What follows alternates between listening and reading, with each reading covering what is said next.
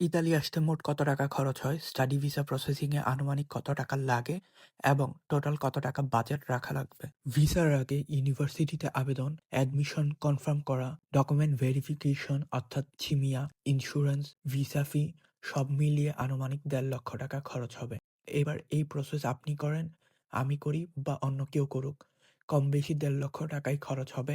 আর এটাই আপনার অ্যাকচুয়াল খরচ। অন্য কেউ যদি আপনার প্রসেসিং করে দেয় তবে তার ফি অ্যাড হবে। ভিসা হবার পর বিমানের টিকিট, শপিং, হ্যান্ড ক্যাশ এগুলো মিলিয়ে আরও ২ থেকে ৩ লক্ষ টাকা খরচ হবে। সো সব মিলিয়ে ৪ থেকে ৫ লক্ষ টাকার একটা বাজেট থাকলে আপনি ইতালি স্টাডি ভিসার জন্য ট্রাই করতে পারবেন।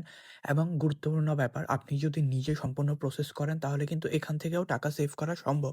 অনেক ক্ষেত্রে ব্যাংক স্টেটমেন্টের জন্য ব্যাংক থেকে লোন নিতে হয়, আর সেজন্য একটা মোটা অঙ্কের টাকা ব্যাংকে পে করতে হয়, যা এই বাজেটের ভেতর আমি উল্লেখ করিনি। আপনি নিজে খুব সতর্কতার সাথে যদি প্রসেস করেন তবে বাংলাদেশ থেকে ইতালিতে পা রাখা অবধি ৪ লক্ষ টাকার ভেতরেও সবকিছু করা সম্ভব। আপনি যদি নিজে নিজে ইতালি ইউনিভার্সিটিতে আবেদন করতে চান, ভিসা প্রসেস করতে চান, ব্যাংক স্টেটমেন্ট কিভাবে রেডি করতে হয়, সোর্স অফ ফান্ড এবং ব্যাংক লোন কিভাবে নিবেন, সো সকল রকমের ইনফরমেশন জানতে চাইলে আমার ফেসবুক পেজ ফলো করতে পারেন।